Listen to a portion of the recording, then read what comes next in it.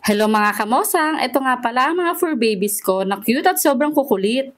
Tres Maria sila ni Milka at Axel at ipinanganak noong October 12, 2023. So bali magtutumas na sila sa December 12. Wow, ang galing magbilang, char! Pero 1 month pa lang sila nito nung kinuhanan ko ng video. Pangalawang beses ko na silang i-deworm. Yung una ay noong 2 weeks old pa lang sila. Then yung kasunod ay ngayong ikaw 4 weeks old nila. Ayan, unahin ko na si Silvana, ang pinakamasunuring sa tatlo. Maligalig din yan, gustong-gusto laging nasa kwarto. May pagkapasaway din kaya minsan nakakaltukan ng nanay niyang si Milka.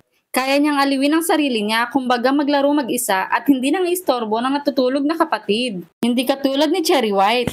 Ito naman si Lexa, kabaliktaran ng pangalan ng tatay niya na si Axel. Siya naman yung pinakamabait at sweet sa kanilang tatlo. Laging naghahanap ng magandang pwesto na tutulugan niya, kaya minsan ang hirap hanapin. Kapag nasa wisyo naman siyang maglaro, sobra akong natutuwa sa kanya dahil ang taas niyang tumalon at ang bilis niyang tumakbo. Siya rin yung favorite ni Mister. Ito naman si Cherry White. Pure white ito nung pinanganak, saka ang taba ng Warpax, kaya yan ang pinangalan ko sa kanya.